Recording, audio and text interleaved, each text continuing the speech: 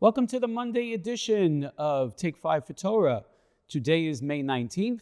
It's the 21st of Iyar, and on Mondays we discuss something that happened in Jewish history that coming week. Today we will discuss what happened this Wednesday, the 23rd of Iyar, and Chazal tell us that this was the day that King David conquered Jerusalem in Shmuel Bet chapter 5.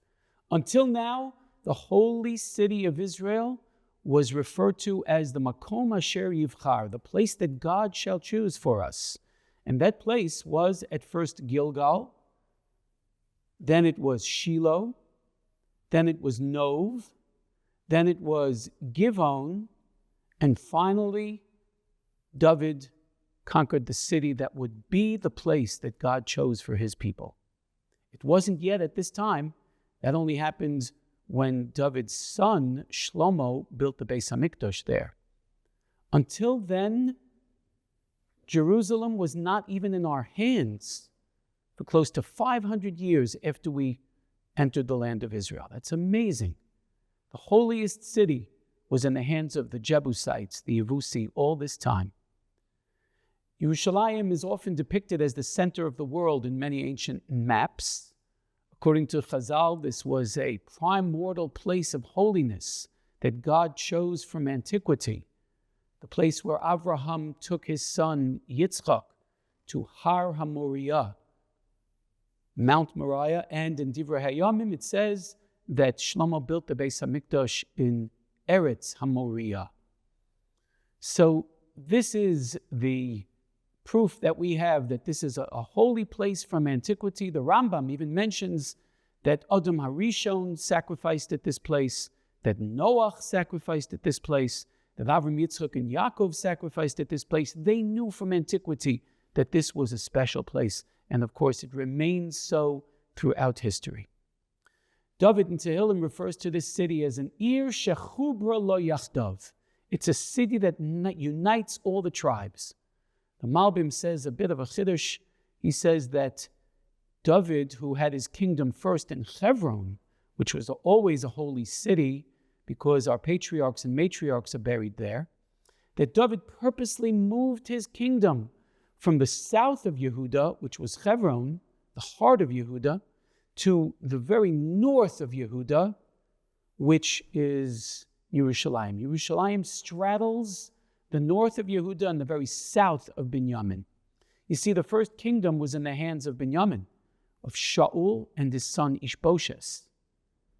And David knew that if he's taking over the kingdom from the tribe of Binyamin, that he would have to make peace, especially an outreach to that tribe specifically, so that he could rule over all the tribes and unite all of them. It was an Ir Shechubra Lo Yachdav, says the Malbim. Perhaps David also knew these other ideas of how holy it was and how Avram, Yitzchak, and Yaakov and Noach and Adam considered it already a holy place. And it stood in foreign hands for so long until David took it and united his entire nation with his kingdom being brought there. This was and continues to be to this day the center of all of Jewish thought and aspirations.